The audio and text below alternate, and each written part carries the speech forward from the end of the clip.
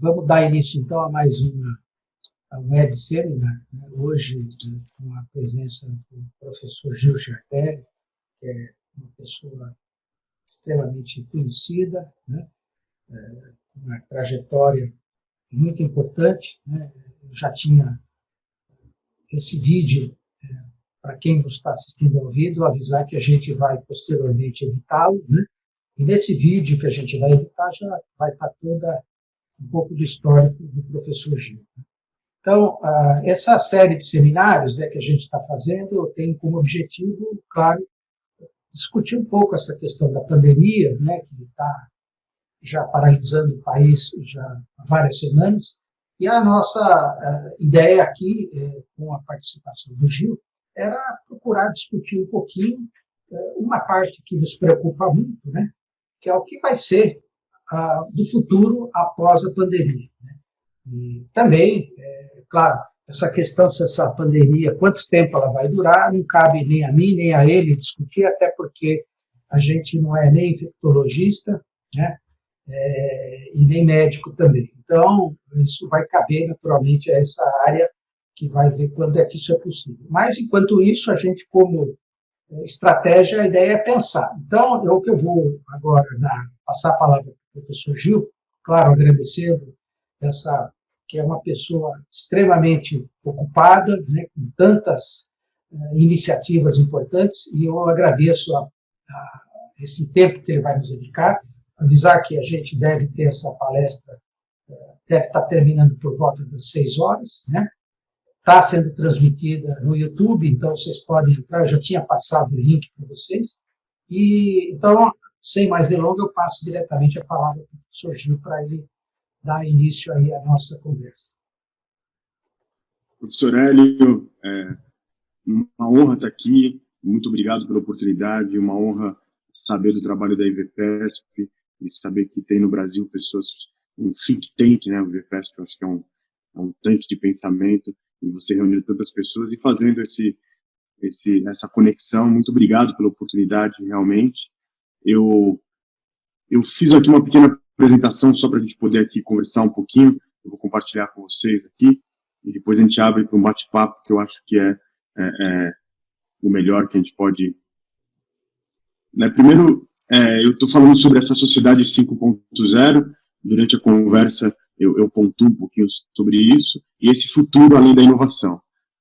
Eu queria dizer que, como o professor Hélio sabe muito bem, né, o que está acontecendo no mundo da academia, no mundo dos negócios, né, eu fiz, né, junto com uma equipe, sempre que eu falo é uma equipe, né, na verdade a Imperial College, que eu tive a honra de dar aulas lá no ano retrasado, ela fez como se fosse, né, uma tabela periódica, mas de 100 inovações radicais que vão mudar completamente a nossa humanidade, e então está vivendo um mundo que está caminhando, que ele é muito mais, enfim, interessante do que a gente está vivendo hoje.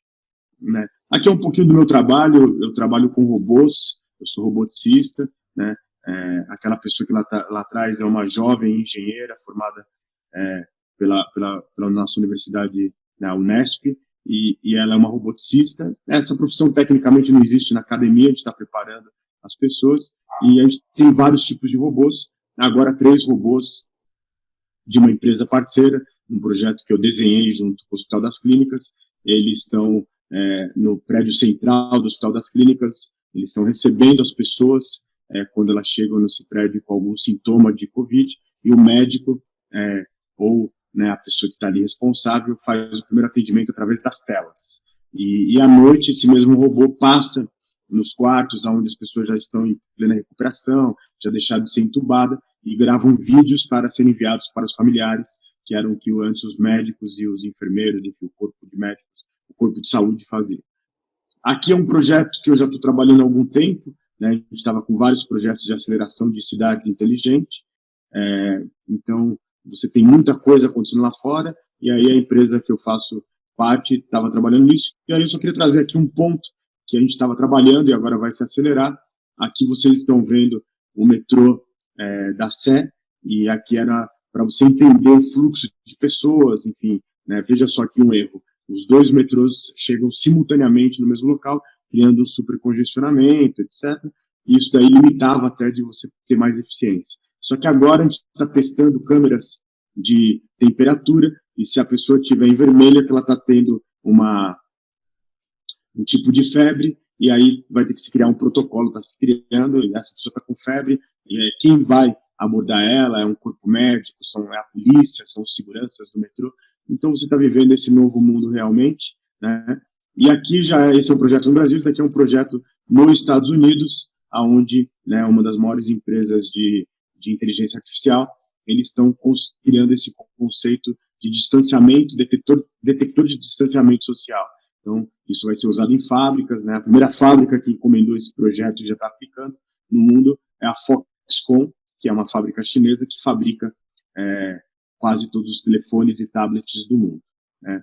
E aí, só para a gente fazer um resumo, professor, existe uma plataforma do Meet que qualquer professor pode entrar, qualquer pessoa, na verdade, né? Mas eles estão colocando numa plataforma de inteligência artificial 26 mil estudos sobre o Covid-19. E ali eles estão analisando vários pontos. Um deles é esse ponto do trabalho, 650 pessoas trabalhando à distância, né? Isso é um efeito no mundo. O outro é o fim do espaço concreto do tempo cronometrado. E você está falando de 18 meses, se não tiver algo assim, espetacular acontecer, né, uma vacina, etc., serão 18 meses de isolamento social. Não significa que teremos isolamentos como é o que está tendo agora, mas terão momentos que vai ser mais isolamento, aí você libera uma parte para voltar para o trabalho, outra parte fica em casa, né? Provavelmente no estado de São Paulo a gente vai ver a partir do dia 8 de maio uma nova, vai ter mais, né, fechamento da economia, porque, enfim, está escalonando, né, sendo exponencial o número, infelizmente, de pessoas que faleceram. E o outro lado é a preocupação com a saúde mental das pessoas. Então, nessa plataforma já tem estudos da Universidade da Universidade de Londres, né, da Universidade de Milão, que 1 em cada 3 pessoas nesses países, acreditam-se os cientistas, terão com algum problema relacionado à depressão, a muita, enfim, há problemas ligados à doença do século XXI, de acordo com a OMS, que são as doenças, né, ligadas à depressão, ansiedade, etc. Dito isso, você tem, aí sempre se perguntam sobre esse novo mundo, etc., o que estava acontecendo. O supercomputador mais rápido do mundo, que foi inaugurado em 2019, né, no ano passado, ele faz cálculos o que um cérebro humano precisaria de 63 bilhões de anos. Ele já separou 77 tratamentos potenciais de Covid e ele fechou em 7. Não temos a cura ainda, mas é muito provável que a gente tenha rapidamente esse conceito de ter um caminho mais rápido do que os 18 meses, né? Então isso é muito bacana. E aí, qual que está acontecendo? As empresas americanas, né, de farmacêuticas estão tendo saltos e saltos nas suas ações de valor, na Bolsa de Valores, porque se sabe que muito provavelmente vai sair dali uma cura, tá? Aí eu queria falar só, antes de passar a palavra, professor, sobre os estudos do futuro, né? Tudo isso que está acontecendo, eu faço parte da Federação de Estudos do Futuro em Paris e da Sociedade Mundial de Futuro em Chicago. A gente já falava sobre isso e as pessoas estão usando o termo novo normal, mas desde a década de 80, né, o professor Ziauddin Sardar, que é um professor britânico-paquistanês, ele criou o termo tempos pós-normais. Ele fala, é um tempo onde as ideias velhas vão desaparecer, as novas vão nascer, mas poucas vão fazer sentido, e ele estava muito certo. E aí eu fui puxar nos últimos 30 anos o que quase todos os estudos sobre futuro falavam.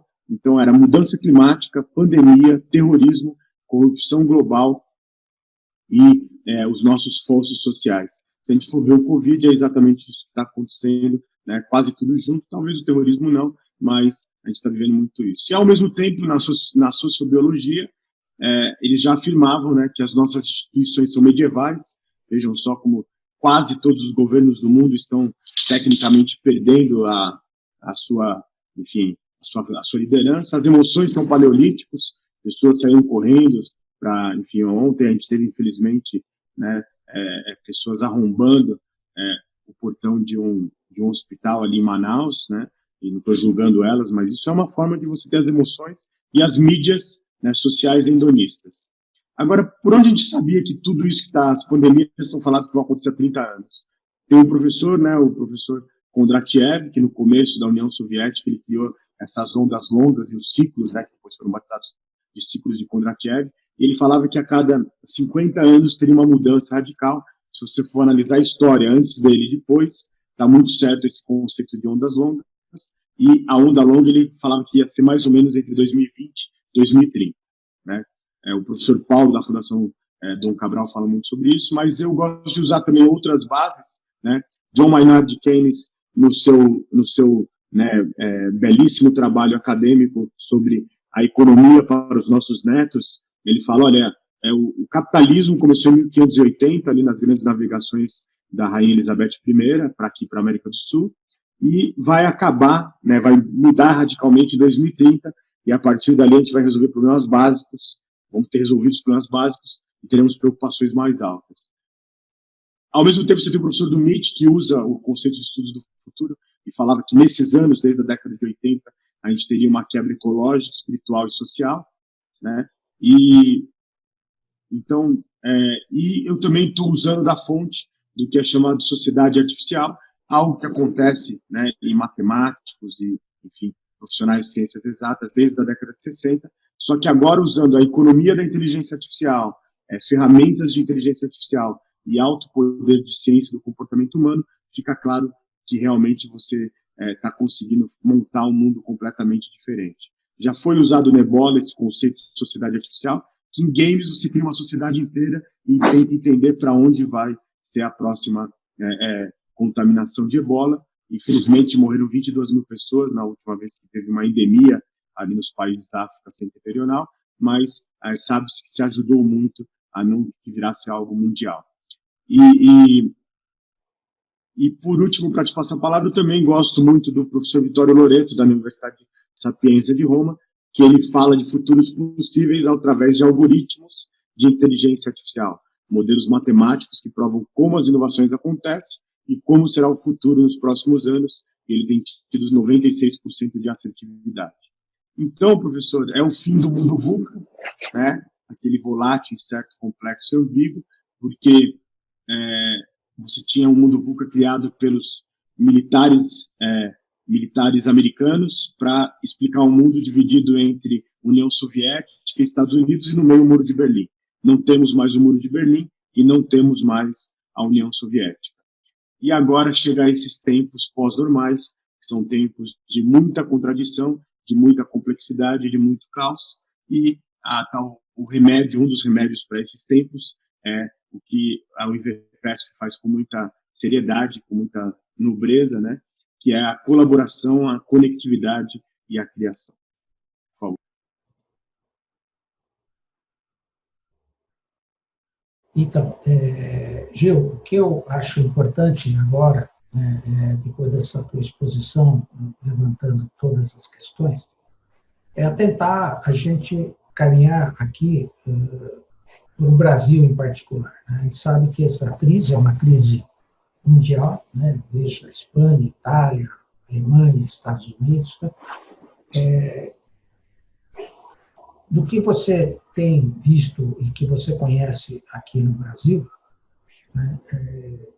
Essa tal da pandemia, ela mudou radicalmente já desde que ela começou esse confinamento, esse isolamento, ela acabou dependendo crucialmente, né, da ciência, né, para poder amparar ela nas várias ações que os diferentes governos estão tomando. Né. Você vê que esse papel da ciência, né, que aparentemente hoje, em qualquer pronunciamento de qualquer governante, né, se coloca essa questão, se efetivamente isso vai poder permanecer no futuro, ou você acha que, depois de tudo isso, isso vai voltar ao que sempre foi, ou seja, questão de educação, questão da ciência, da tecnologia, que sempre foi relegada, vamos dizer, a um segundo plano, se ela vai ter algum protagonismo no futuro. Como é que você vê isso? Primeiro que foi muito bacana para o mundo, né, que tinham aí duas, digamos, ciências que estavam sendo ignoradas até por esse mundo, né? Primeiro a ciência mesmo. Infelizmente, a gente renegou que não incentivamos que estudar era algo importante. Vou te dar um exemplo disso só para falar sobre ciência. Eu vi num evento chamado Campus Party, que é um evento que reúne milhões de pessoas, milhares de pessoas todo ano em São Paulo, né? Subiu ali um cantor de rock americano para falar para os brasileiros, e ele falou assim, para que estudar? Estudar é uma coisa que você tem que aprender agora no dia a dia, tal, né? Não tem que estudar. Eu estava vendo esses dias um debate sobre educação, e também já falaram, não, mas é estudar, tem que mudar, o professor isso, aquilo, né? E aí a pessoa, e todos eles falam assim, não, vejam só, os empreendedores mais famosos não acabaram a faculdade e tal. Aí você vai olhar esses empreendedores, realmente, né, o Steve Jobs não acabou a sua faculdade, mas entrou, né, ele entrou em Harvard, né, o Bill Gates entrou em Stanford, ou vice-versa, enfim. Todos eles entraram em faculdades de ponta. Entre numa faculdade de ponta, depois abandona a faculdade e abre uma empresa. E a gente criou aqui um mito do empreendedorismo sem estudar. E agora essa pandemia vem nos provar que, e além disso, a gente criou o mito dos influenciadores digitais, que a grande maioria, 99% deles, não tem quase nada a acrescentar, né? A gente entrou no mito dos jogadores de futebol, que, enfim, uma profissão que a gente tem que respeitar, mas não pode ser referência. E a gente deixou, né, os cientistas, os professores, renegados a segundo plano. E agora essa pandemia vem resgatar que, no final de tudo isso, né, vai ser a ciência que vai nos ajudar a voltar nesses tempos pós-normais, que a gente tem que incentivar os países que estão realmente conseguindo passar por isso, são aqueles países, passar de uma forma mais fácil, digamos assim, são países que investem muito em ciência, né, que a educação de alto impacto, ela não tem que ser uma educação para preparar pessoas apenas para o mundo de negócios, ela tem que preparar cientistas. Eu acho que isso é um impacto, né, um tapa na cara da sociedade que, de repente, achou que cientistas é uma coisa que deixa eles ali e tal, e, de repente, a gente está vendo o impacto disso. E isso não era nada novo, né, porque se você for entender realmente o que está acontecendo no mundo, esse conceito de o único país que deixa de ser terceiro mundista, né, na verdade dois, a China e a Coreia do Sul, de ser terceiro mundo para virar uma potência da inovação, para virar potência da inovação, investiram muito na educação e na ciência. Então agora a ciência é algo... Agora qual o problema? Quando teve a era industrial, você tinha o ludismo, que era o conceito, né, de Nelson Lud, que era um membro da Câmara Baixa da Inglaterra, da Grã-Bretanha, e ele botava fogo nas máquinas, né, a vapor de tear. E agora, como nós temos a era do conhecimento, ela não é mais a era digital, ela é a era do conhecimento, nós temos o que nós estamos chamando, que é o pós-efeito, que é a paixão pela ignorância. São pessoas até preparadas, estudaram, mas acreditam que não querem olhar para a ciência como um caminho. E aí isso é chamado da paixão pela ignorância. Outra questão que eu queria tocar com você é o seguinte. No teu vídeo você colocou muito essa questão de uma das coisas que você tem dedicado bastante tempo, que é a questão dos robôs, né? Como é que você vê esse papel dos robôs agora no futuro, né? Onde você vê quais são as áreas que efetivamente você acredita que a parte dos robôs vai poder efetivamente impactar mais a sociedade aí no futuro? O que já está acontecendo lá fora é que, além de você ter esse conceito de ter as economias que estão voltando, especialmente a indústria, elas estão agora voltando com menos pessoas e mais automação. Tá? Isso não é algo que está acontecendo só lá fora, né? Esse efeito é novo lá fora, vai acelerar trocar pessoas por máquinas, mas aqui, se você for, né, nas fábricas ali do ABC, e você entrar numa fábrica hoje, você vê gigantescos braços de robôs. Tem uma fábrica lá, né, de uma grande indústria automobilística, onde ela já tem uma fábrica, uma área dela da montagem, que fica 24 horas no escuro, porque lá dentro só são braços de robótica, né, são robôs, automação, e os 4 engenheiros ficam numa sala a quase 1 quilômetro de distância, e eles estão numa super sala com ar-condicionado, etc., com monitoramento todo feito através de monitores, né, de alta inteligência artificial. E eu tive a honra de ajudar o governo do estado de Tocantins a fazer um projeto sobre, né, empregabilidade, etc. E aí eu fui visitar uma fazenda, né, de soja, essa fazenda alta tecnologia, usando já, né, tecnologia, internet vindo através de satélite, enfim, tudo que você tinha de ponta estava lá. E aí tinha uma central onde ficava a pessoa que coordenava as 6 empilhadeiras. Ele era um engenheiro agrônomo e o trabalho dele era basicamente, primeiro, pensar na agronomia, mas assim, depois ele usava aquelas máquinas que eram todas autônomas para colocar sementes e depois para fazer a colheita. E turno de 6 horas, eu perguntei para ele assim, você fica aqui olhando, né, as seis colheitadeiras, o que você tem que fazer? Ele falou assim, não, só fico aqui observando, hora ou outra eu vejo se alguma perdeu performance, mas é muito difícil isso, porque é muito automatizado essas empilhadeiras autônomas, essas colheitadeiras autônomas, só que o ponto é que muitas vezes, se acontecer algo urgente, eu tenho que interferir. Eu falei, o que seria urgente? Uma onça passar na frente de uma máquina.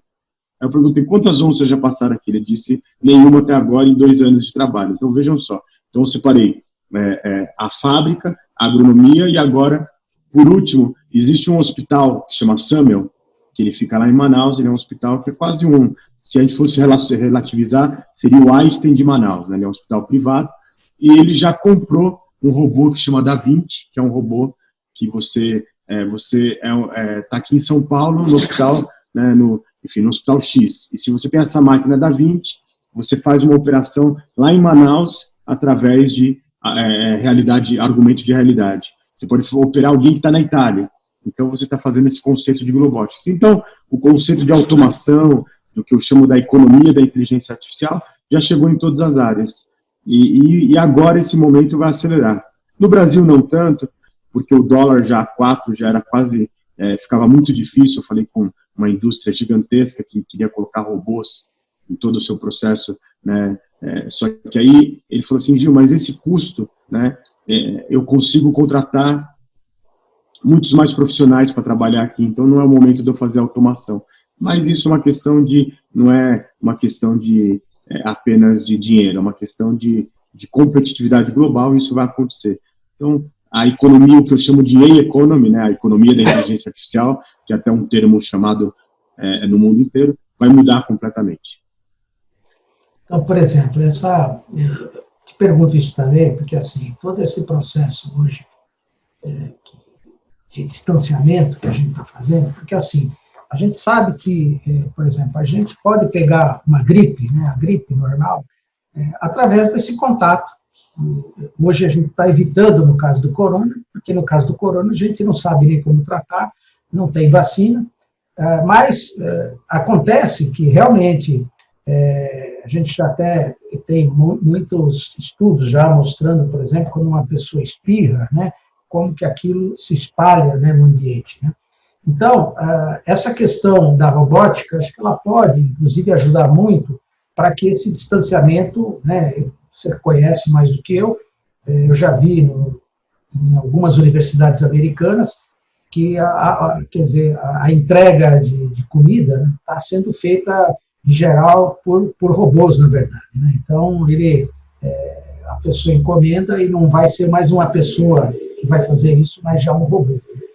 A questão, por exemplo, de hospital, eu vi esse trabalho que vocês estão fazendo nos hospitais aí, que, eventualmente, esse robô pode fazer aquele atendimento inicial, por exemplo, de uma pessoa que está chegando, né, para evitar, por exemplo, eventualmente o contágio, né, entre esse paciente que está chegando para essa primeira recepção, né? Talvez essa infraestrutura, né, que vai acontecer, eu acho que tem bastante futuro, não é?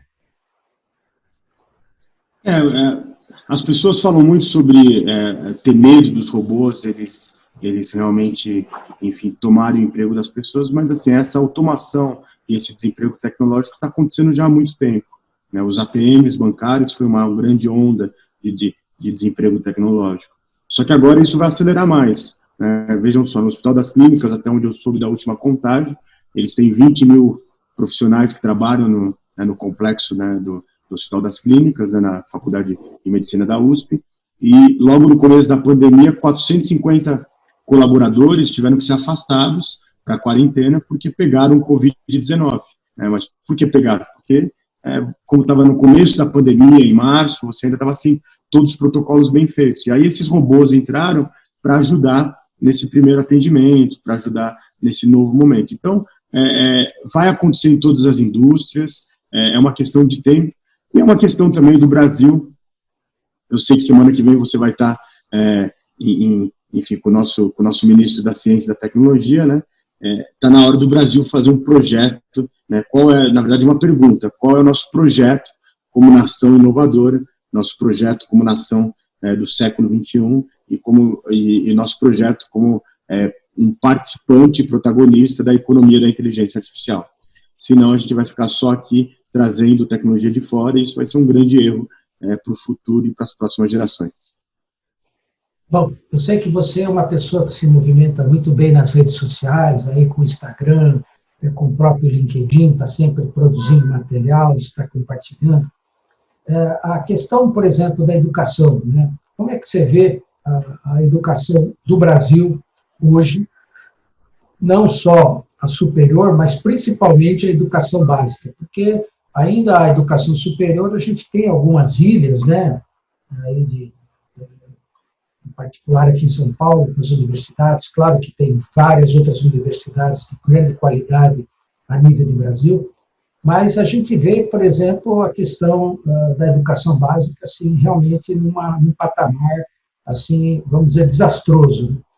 Como que você entende, né, com toda essa tua visão, o que a gente teria que estar fazendo para, quem sabe, passar para um outro patamar, né, saindo aí do século XIX, né, para ir para o século XXI? Como é que você vê essa transição? Na verdade, a gente está vivendo um momento muito delicado, aí pegando dados oficiais até do governo anterior, a última vez que eles lançaram isso, né, 52% dos nossos graduandos são analfabetos funcionais ou em matemática, ou em português, ou em ambos. Então, vejam só, que tipo de educação que nós criamos, que na base, né, porque você não ter analfabetismo funcional, né, vem de você estar trabalhando na base. E nós estamos vivendo um momento que ainda a gente acredita que a criança é uma folha, né, a criancinha, quando entra na escola, é uma folha em branco e a gente vai preencher o cérebro dela. E não é isso que está acontecendo. Cuidar da primeira infância, da educação da primeira infância, é o que está levando muitos países a fecharem, alguns países que já adotaram isso gerações atrás, a fecharem prisões, né, por causa do número de delitos que caíram. Só que agora nós teremos aí 3 gerações que, infelizmente, como disse o Prêmio Nobel de 1980, o polonês, que eu agora não me lembro o nome, mas enfim, ele é o Prêmio Nobel de Economia, ele usou essa expressão, que eu acho que foi um pouco, digamos assim, não foi muito sensível, mas ele fala assim: nós teremos, nos anos 2000, 2010, 2020, 2030, milhões de pessoas que ficarão sem nenhum tipo de ocupação, como ficaram os cavalos na transição entre as máquinas a vapor e o arado feito por cavalos. Isso é a tese dele, que ganhou o Prêmio Nobel, muito mais profunda, mas é o que está acontecendo. Nós estamos vivendo um desemprego tecnológico, não só porque mudou a tecnologia e falta emprego, muito pelo contrário, está sobrando emprego. Só que a gente não preparou as pessoas, né? E vejam só, eu não sei se o senhor fica chocado, mas são quase 80 milhões de pessoas que estão na fila da Caixa para receber os 3 parcelas de R$600. Né? Eu estou aqui agora no meu laboratório, que é do lado da minha casa, e não estou furando a quarentena, mas eu passei na frente de uma caixa econômica e assim uma fila gigantesca. Então, assim, que nação é essa que a gente está tendo, de pessoas, né, não estou julgando elas, mas estão ali desesperadas por esses, digamos, R$1.800 em 3 parcelas. Então, nós precisamos fazer um choque, precisamos, infelizmente, muitos adultos, né, adolescentes estão totalmente perdidos e despreparados para esses empregos, e a gente tem que começar, eu acho que lá atrás, preparar lá atrás as crianças que estão entrando na escola, e uma escola de makers, uma escola de fazedores. Eu acho que é nisso que eu acredito. Você comentou Nesse processo todo da pandemia, você, naturalmente, deve ter ouvido essa questão, essa recomendação do isolamento. Né? E, claro, como você falou, né? O escritório está próximo da sua casa, né? Você tem uma atividade que é, vamos dizer, uma atividade mais criativa, né? Que ela pode ser realizada independente de você estar no mundo físico, né? Mas, como você falou, né? Eu tenho pessoas que, por exemplo, na minha casa aqui, tinha uma moça que já trabalha com a gente há bastante tempo, que ela vinha 2 vezes por semana, né? Logo que começou a pandemia, a gente abriu mão, falou para ela, você não precisa vir, continuamos naturalmente pagando, até porque essa pessoa, a maioria das pessoas, né, ela trabalha hoje para poder comer amanhã, né? E, então, a situação, como você falou, dessas pessoas que estão na fila, né, é talvez uma situação que a pessoa tem que fazer o seguinte, né, eu não posso deixar morrer de fome. Então, é uma situação, você colocou na tua apresentação, o problema da desigualdade, né, que é realmente muito profundo. Acho que nós estamos aí numa faixa de 1% da população, que podemos, eu estou já há 30 mais dias já isolado em casa, né, mas a gente tem uma certa retaguarda que nos possibilita, mas a grande maioria, né, e a minha preocupação, acho que é como a sua também, é que quando isso vai começar a disseminar por favelas e por todo o trauma, e você sabe que a situação do SUS, em particular, com leitos de UTI, é extremamente precária, né? Por isso que a única saída nossa é o isolamento, né? Porque testes a gente acabou não fazendo onde deveria, né? E a rede hospitalar também é complicada, não tem vacina e não tem remédio. Agora, você como uma pessoa que vê assim e está vendo o futuro, você acha que quando, é uma pergunta que vale $1 milhão, né, que a gente vai poder sair dessa situação? A tua visão, qual seria? A minha visão, e aí é uma coisa, eu acho que nós erramos quando a gente fechou a nossa economia na última semana do verão, né? Apesar desse vírus, ele tem uma série de características estranhas, porque Manaus é extremamente quente e ali, né, o contágio está sendo gigantesco. Se tivesse que fechar naquele momento, a gente tinha que ter fechado antes, no carnaval. Vários estados, a primeira pessoa que foi infectada, que seria o paciente número 1, né, o paciente 0, ele foi o paciente que estava no carnaval ou em São Paulo, no Rio de Janeiro, então o vírus já estava entre nós, né.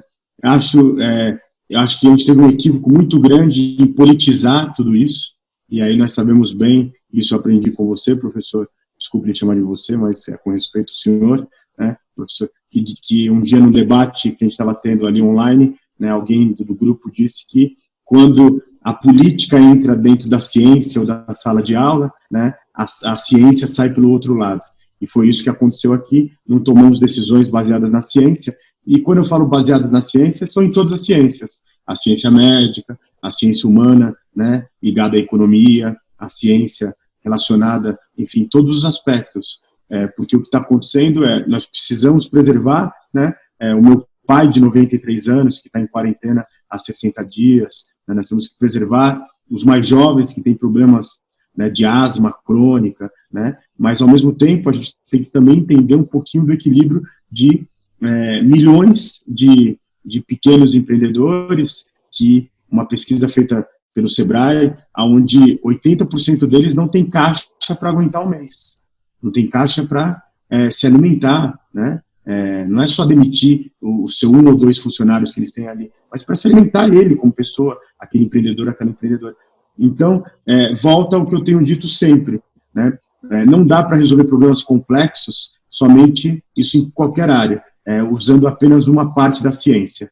Por isso que hoje todos os trabalhos que a gente faz são transdisciplinares. Eu preciso aqui de uma engenheira elétrica para operar os robôs, mas eu também preciso de uma pessoa de ciências humanas, porque a gente precisa humanizar a relação dos robôs com as pessoas, né? Eu preciso de alguém, quando você pensa em conceito de contágio emocional em ciência, enfim, de ciência humana, a gente fala de ciências biológicas. Então, eu acho que aqui no Brasil a gente politizou muito o nosso debate sobre essa pandemia. Segundo, nós tomamos decisões apenas baseadas no conceito de apenas um aspecto, que seria a ciência, enfim, a ciência biológica, né, a ciência médica. Agora, a sua pergunta diretamente, sem tergiversar, eu acho que a gente vai ter que... eu acho que as coisas vão começar a entrar um pouquinho no eixo ali em setembro, né, porque eu acredito, infelizmente, que o nosso pico deva ser no inverno, né, que vai ser junho, julho e agosto. Então, a gente já está tendo aí taxas horríveis, né, um país que está tendo aí uma escala extremamente exponencial, mas eu acredito que isso só vai passar quando começar a nossa primavera, e foi o que aconteceu na maioria dos países, né, do hemisfério norte, né, começaram a ter um pouquinho mais de tranquilidade, se poderíamos dizer assim, quando passou o inverno.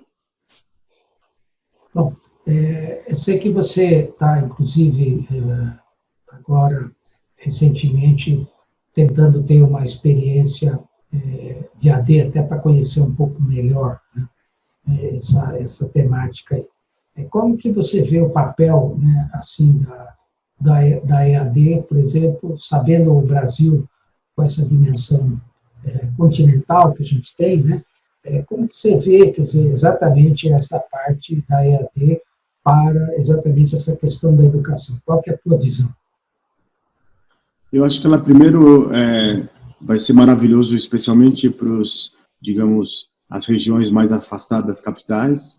Vou te dar um exemplo que você tem hoje aquela faculdade, né, católica Claretiano, e ela é uma faculdade muito importante para a região aqui, né, do interior de São Paulo e outras localidades. E você tinha ali pessoas que muitas vezes pegavam 1h30 de ônibus pago pela prefeitura, porque ela atendia ali 400 cidades em volta, né? Enfim, 400, não sei se é o número exato, mas ela atendia cidades até que estavam a 2 horas de distância de ônibus.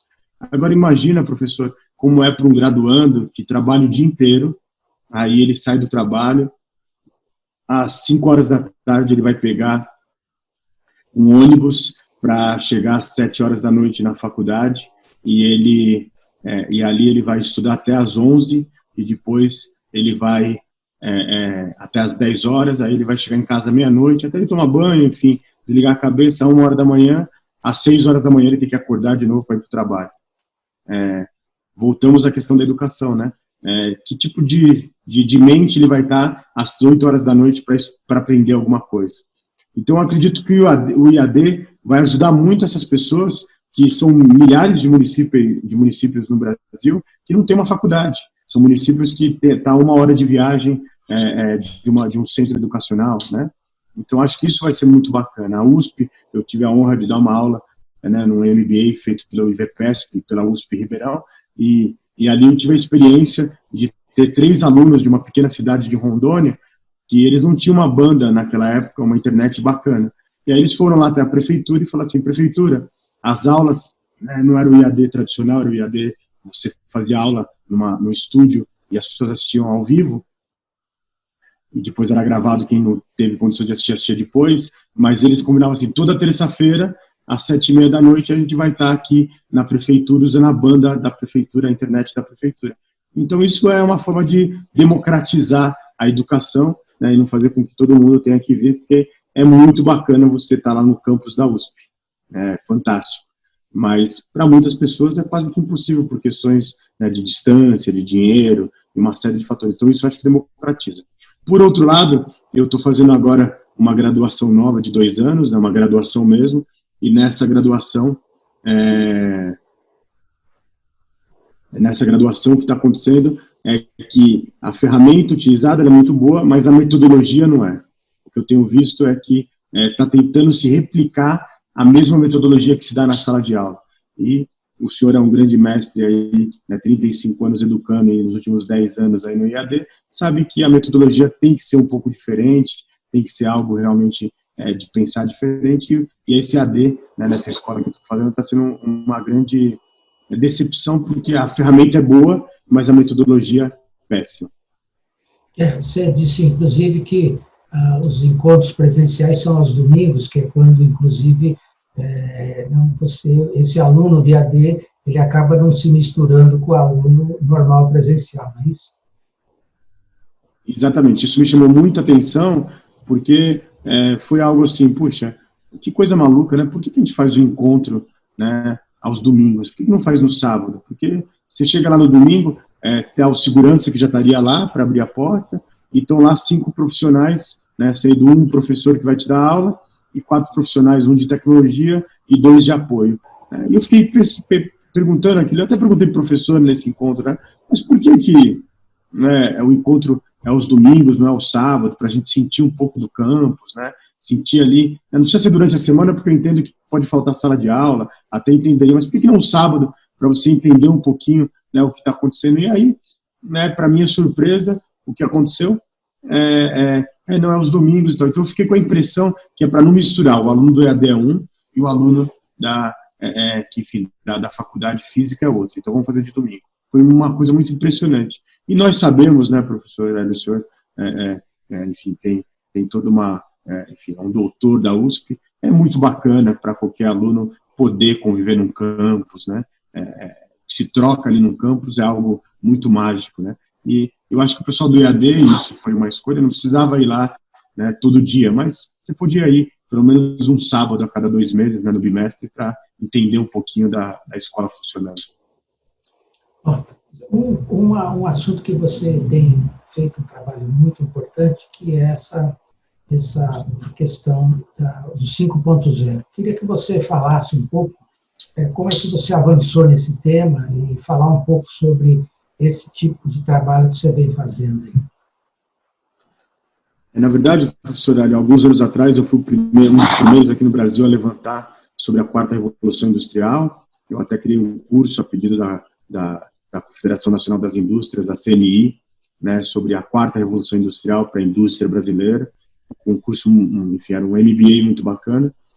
Só que, no decorrer dessas pesquisas, em debates mundiais, globais que eu participei, né, até que aparece, né, Shinzo Abe é o primeiro-ministro japonês, ele é o único primeiro-ministro que teve a autorização para ter 2 mandatos pós Segunda Guerra Mundial, e porque existia um acordo, né, dos países aliados de que nunca se colocaria nenhum primeiro-ministro 2 vezes para não evitar guerras, etc., né, o Japão topou isso, mas o que aconteceu? O Shinzo Abe, ele, quando assumiu o seu 5º ano de governo, né, o primeiro ano do seu 2º mandato, ele criaram um termo chamado Abenomics, né, que seria o Shinzo Abe, né, o Abe e o nomes de economia, e ele falou assim, olha, pessoal, se nós estamos vivendo aqui a sociedade da imaginação, a sociedade da superinteligência, a sociedade do conhecimento científico e da ética, não faz mais sentido a gente falar da 4ª Revolução Industrial.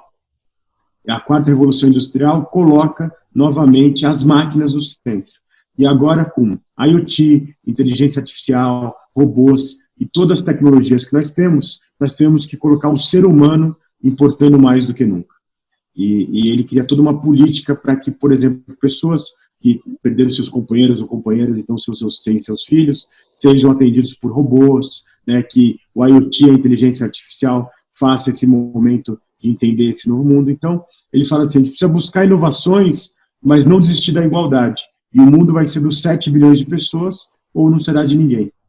E o que foi interessante, que na última cúpula do G20, que foi em Osaka, em 2019, ele fez essa proposta da sociedade 5.0 e os 20 países mais ricos, todos eles assinaram protocolos para até 2030 aplicar esse conceito de sociedade 5.0.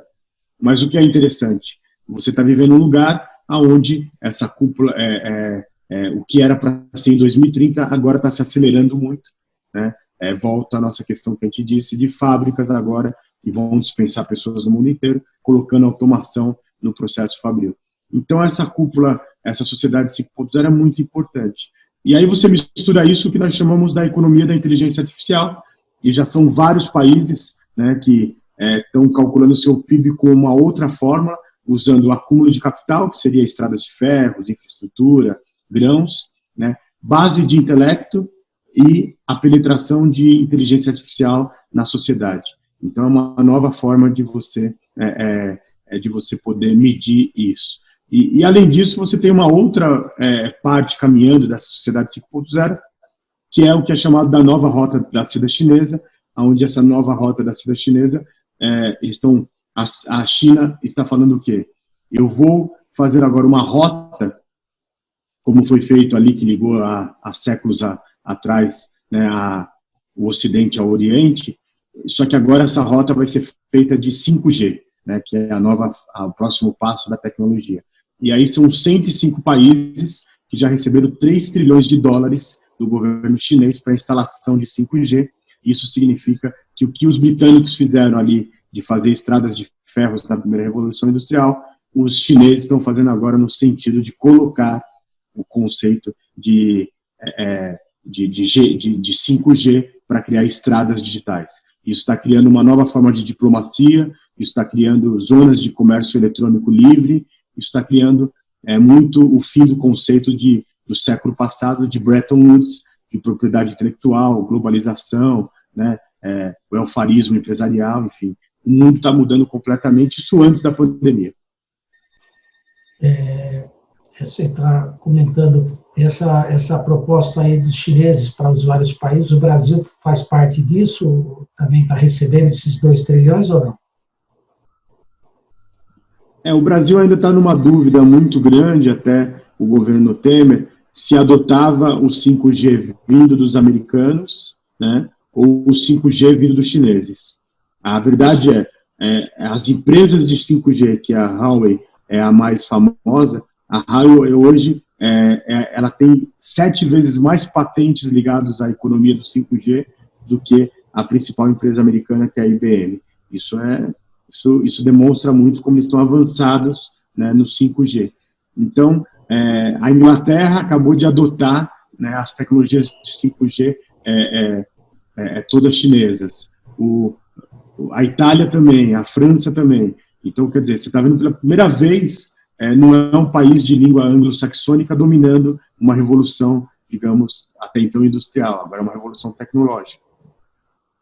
E o Brasil, né, o nosso presidente da República tem uma grande aproximação com o Trump, porém, nosso querido ministro, né, e aí os técnicos do Ministério da Ciência e da Tecnologia, eu vi até alguns relatórios, recomendaram que a gente se alinhasse à tecnologia chinesa. Mas essa é uma decisão política e muito importante que vai impactar as próximas gerações. Assim, você que já teve contato com essa tecnologia 5G, o que efetivamente essa tecnologia vai mudar a forma como a gente se relaciona com a web? Que mudanças principais vão acontecer quando o 5G chegar aqui? A principal mudança hoje é a tecnologia de aviões autônomos, carros autônomos, ela já está acontecendo. Só que ela precisa de uma super banda, né, de uma banda 5G para realmente funcionar. Aquele exemplo que eu dei na fazenda de Tocantins, como que ele consegue fazer com que aquelas máquinas agrícolas funcionem daquela forma autônoma? Ele teve que contratar satélites e entregar a banda via satélite quase que próxima de 5G, né? Então, assim, se você colocar o 5G, o primeiro passo são as cidades inteligentes. Você começa a ter automação de carros, de ônibus, enfim, você começa a entender o fluxo, né? No meu caso aqui, os robôs, eu tenho um robô aqui chinês, né, que é o Pep, o japonês, desculpa, e eu já vi ele sendo utilizado no 4G ou numa internet comercial, até de fibra. Ele é de um jeito. Quando você coloca de 5G, a resposta dele de inteligência artificial, quando você pergunta algo para ele, Pepper, o que você acha sobre, enfim, determinado assunto? Numa internet nossa que nós temos hoje, que seria 4G, ele pensa, demora alguns segundos, é uma coisa até um pouco chata. Em 5G parece que ela está ali funcionando em tempo real. Então, quer dizer, aí chegaria a era dos robôs realmente, entendeu?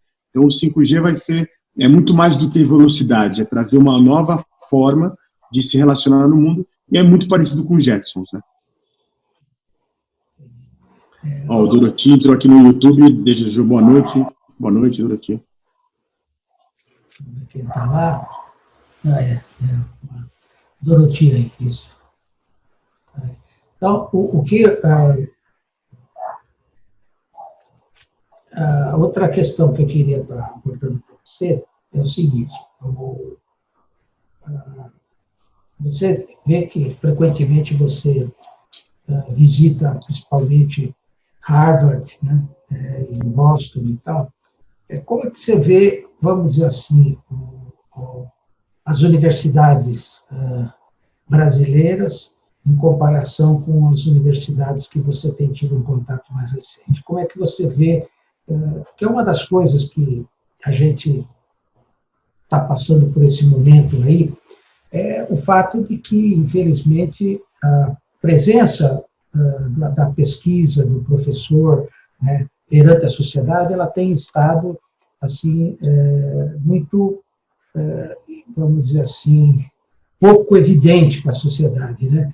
O que o pesquisador faz, o que ele desenvolve, enfim, essa conexão universidade-sociedade, né? Tem um outro ângulo também, que é a universidade com as empresas, né?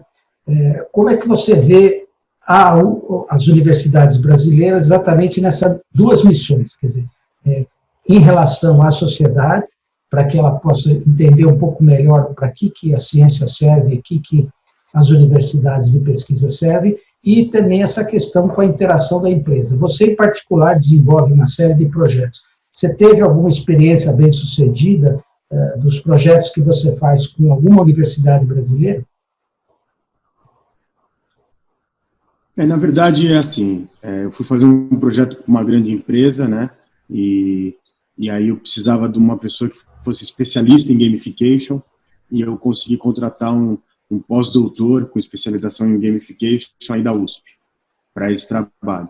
Mas nós sabemos muito bem, professor Hélio, que tecnicamente ele não poderia estar fazendo esse trabalho, né, porque ele tem uma bolsa da FAPESP, e aí é um pouco triste esse professor estar nessa situação, eu ter que contratar uma mão de obra que é muito valiosa, mas que tecnicamente não poderia estar trabalhando para nós, né? Então, eu acho que está na hora, respondendo um pouco a sua pergunta, professor, da gente olhar o que é chamado da tríplice hélice da inovação. A tríplice hélice da inovação é quando você tem políticas públicas muito claras sobre inovação. Vou pegar só um ponto: não dá para um país no século XXI ter patentes, demorar um processo de patente de 10 a 15 anos, tá? Diminuiu um pouquinho nesses últimos tempos, diminuiu, mas não é competitivo ainda. Você tem que ter a iniciativa privada investindo em inovação, e esses últimos anos ela deixou de investir menos, ela investe menos em inovação, porque ela quer entregar mais valor para os acionistas, e tem uma academia, né, que todos nós fazemos parte, onde não tenha problema de dar a mão para a iniciativa privada. Vou só te dar um exemplo: eu sei que todos nós aqui, né, especialmente o senhor, né, e todos os nossos amigos do IVPF são muitos da USP, né, da faculdade estadual, etc. Mas vejam só, o Banco Safra quis digitalizar toda a biblioteca da Faculdade de Direito na São Francisco, e começou uma briga tão grande, dizendo como um banco pode investir, né, na nossa digitalização, vai pegar ali, né, a Lei Áurea, que está lá na biblioteca da Faculdade de Direito, né, de São Francisco, etc., mas criou tanta confusão, teve manifestação dos alunos, etc. e tal, que o Banco Safra falou: tudo bem, pessoal, eu não vou investir para fazer a digitalização, né, esqueçam, porque ele falou assim: eu vou doar R$1 milhão para a faculdade, mas o processo de digitalização eu quero eu contratar. E aí gerou todo um debate, etc. e tal. Aí o Banco Safra falou assim: tudo bem, pessoal, eu não quero criar essa confusão, não vou fazer mais isso. O que ele fez? Ele saiu de lá e fez todo um projeto com a biblioteca de Harvard. Por que eu estou dizendo isso? Porque eu já vi acontecer, professora, no MIT, quando eu fui fazer meus estudos lá, o professor virou para mim e falou assim, falou para os alunos, né, que ele estava, enfim, lecionando, né, naquele momento. Ele falou assim: olha, é assim que vocês têm que fazer, é isso que vocês têm que estudar, é isso que vocês têm que desenvolver, qualquer dúvida, eu estou aqui no prédio da frente. O prédio da frente é um prédio patrocinado, né, para tentar achar a cura de doenças cerebrais pela AstraZeneca. Agora imagine só, professor, você imagina que a gente possa ter dentro da USP um prédio que seja patrocinado por um grande laboratório? São debates que a gente vai precisar ter. Eu acho que a universidade tem que se abrir para a iniciativa privada, não se vender para ela, mas, né, só o dinheiro de impostos não vai dar o impulso que nós precisamos para ter o próximo passo da inovação na academia. E lembrando sempre que a academia não deve ser só utilitária, né, criar coisas para a indústria, ela tem que criar conhecimento, mas quando você faz uma pesquisa de alto impacto para o cérebro, você cria não só uma cura para alguns problemas ligados ao cérebro, mas você cria também um pensamento diferenciado, né, sobre entender o cérebro e traz novas fronteiras de educação. Então, acho que a gente vai ter que se repensar como nação, e mais do que isso, aí é na faculdade, na escola, em todos os locais, é deixar enfim, de achar que o lucro não é bom. O capitalismo tem que mudar, mas o capitalismo é algo que é humano e é o melhor que nós temos nesse momento. Então, acho que está na hora da gente voltar a repensar alguns valores. Bom, eu sei que você teve uma trajetória, inclusive pela ESPN, você teve uma experiência como docente, ficou lá. O que te levou a focar mais, vamos dizer, na sua empresa e não ficar, vamos dizer assim, praticamente full-time nas universidades? Você teve algum arrependimento, alguma chateação? Se alguma forma, por exemplo, dentro do trabalho que você fez nas universidades que você passou, se de alguma forma você não sentia um espaço para que a tua criatividade pudesse efetivamente ser aflorada. Não, na verdade, eu ainda leciono um pouquinho, né, na Fundação Dom Cabral, no INSPER, como professor convidado, na Unicamp, né, mas eu tinha entrado num processo durante 17 anos, professor, eu estava lecionando todos os dias na sala de aula, de segunda a sábado. E primeiro que eu estava, enfim, depois de 17 anos, eu não cansei só corporalmente, mas eu cansei mentalmente. Eu falei assim, eu preciso voltar um pouquinho para os estudos, voltar a ficar mais lá fora do país e a criar coisas, porque senão eu vou ficar um professor muito teórico. Mas sobre chateações, aí queria compartilhar com vocês aqui um pouquinho disso, né? Teve uma ocasião, e aí os alunos, eu só lecionava na SPM no MBA, né? E eu estava vendo cada dia mais os alunos chegando ali de uma forma muito despreparadas para estar no MBA. E eu via que eles não estavam preocupados com o conteúdo, eles estavam, não todos, mas uma maioria muito considerável, estava preocupado em ter um diploma de MBA para chegar lá na sua empresa e pedir um aumento. E eu comecei a falar, puxa, não é para isso. E eu comecei a ver também que, enfim, tinha um grupo muito considerável de alunos que achavam o professor assim, o professor é um bobo, o professor é um antigo e tal. E não era isso. E aí, pois bem, aí a gota d'água foi quando, num belo dia, né, uma aluna, eu dou muito trabalho e eu acho que eu não posso passar a pessoas se elas não estiverem preparadas. E aí tem toda uma metodologia e tal, e aí no segundo trabalho ela levanta a mão e fala assim, olha, professor, eu paguei esse MBA aqui, mas eu paguei e não é eu estou pagando ele, mas não é para eu levar trabalho para casa.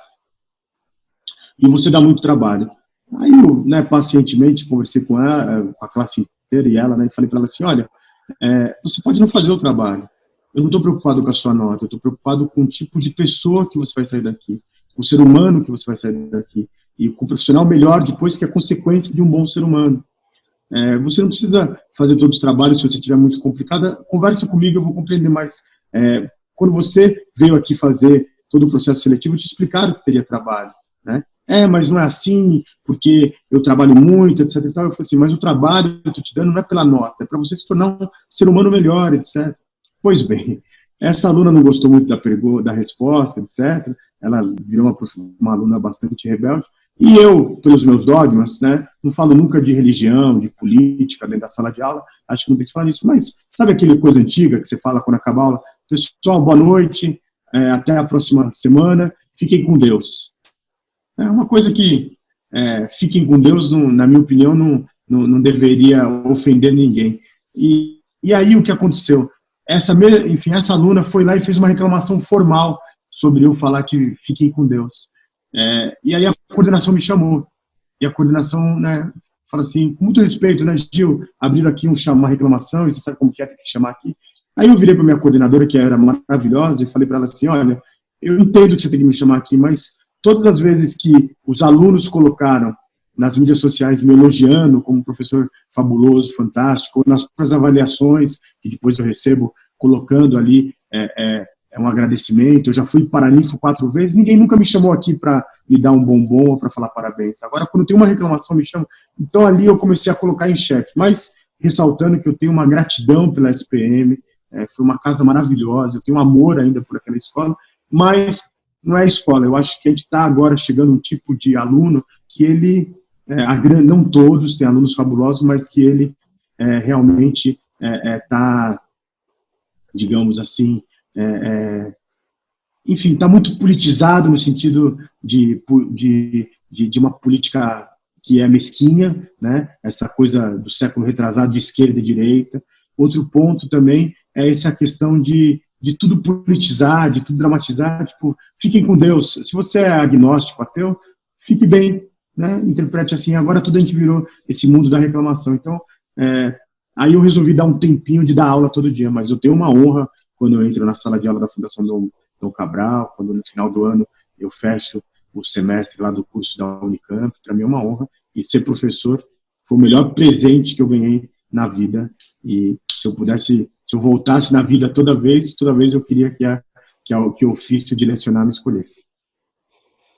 Bom, pessoal, chegamos ao final, já são 6 horas, como a gente tinha já colocado, a gente ia até essa duração, o professor Gil também tem vários compromissos, tenho certeza que daqui a pouco ele entra numa outra live aí, mas então eu queria agradecer novamente a presença do Gil hoje nessa entrevista, que eu acho que foi muito explicativa, né? Eu acho que a gente aí navegou para vários cenários, eu acho que isso, nesse momento que a gente está, eu acho que é importante para a gente passar dessa fase, a informação de qualidade é a principal forma da gente atravessar de forma ilesa, né, por essa pandemia, né? E o professor Gil, com certeza, ele deu vários conteúdos que vai nos ajudar, cada um deve, então, agora analisar, absorver, e com certeza vai poder ter, vamos dizer assim, uma transição melhor, né? Quer dizer, nada que a gente sabe que ainda tem muito a ver, como ele próprio falou, ele acha que a gente talvez vai ter uma normalidade lá para setembro. Eu concordo com ele também que, na hora que chegar o inverno, né, a coisa pode se agravar, porque é ali quando você tem o HN1, você vai ter todas as outras coisas, então é complicado, né, mas, de qualquer forma, com tanta informação que a gente está passando, eu acho que a gente vai poder sobreviver da melhor maneira. Então, Gil, eu queria, então, passar a palavra para as tuas considerações finais, para a gente poder, então, encerrar esse web seminário, agradecendo mais uma vez. Professor Hélio, eu sou um tecno-otimista, um otimista racional, um otimista baseado em dados, e quando essa tempestade, né, essa, digamos, hibernação do planeta Terra acabar, eu tenho certeza que a gente vai ter um mundo muito melhor. Talvez demore um pouquinho mais para a gente sentir, mas, como você sabe, na alta academia a gente está falando muito dos 3 S's, né, que na tradução em português seria ciência, sociedade e espiritualidade. Né, não na espiritualidade no sentido de religião, mas no sentido de pesquisar o invisível. Então, sejam otimistas racionais, saúde para todos. O senhor, professor, que eu tenho uma honra de ser seu amigo, é um jovem de cabelos brancos, então se cuide muito nesse momento. Espero que um dia possa lhe encontrar e poder lhe dar um abraço na vida real, porque nada substitui o abraço na vida real.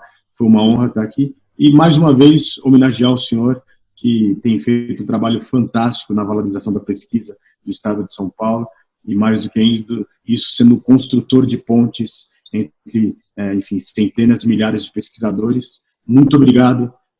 Você é um grande mestre, enfim, é um mestre com carinho. Obrigado. Saúde. Bom, eu queria agradecer mais uma vez suas palavras carinhosas. Eu também, sabe que eu tenho por você, quando eu trouxe para o grupo, eu tinha já identificado você como uma pessoa essencial para trazer todo esse input para dentro do grupo. Então, eu queria agradecer. Bom, Então, pessoal, queria a todo mundo que acompanhou, só avisar que a gente vai, esse vídeo ele vai ser disponibilizado depois, a gente vai fazer uma edição, então quem não pôde ver vai poder, vou passar depois para o Gil, para que os contatos dele, ele enderece, quer dizer, essa palestra editada. Dizer que amanhã a gente vai ter uma sequência, vai ser o professor Paulo Saldiva, né, que vocês conhecem bem, ele vai ser o entrevistado. E no sábado a gente vai ter o atual diretor científico da FAPESP, que é o senhor Luiz Eugênio, né? Então a gente tem para sexta e para sábado, tem mais um trabalho aí. Então eu queria contar com a presença de todos vocês, agradecer, e então com isso a gente encerra aqui. Um abraço a todos, boa noite, e até amanhã, sexta-feira, que a gente volta. Até logo para vocês.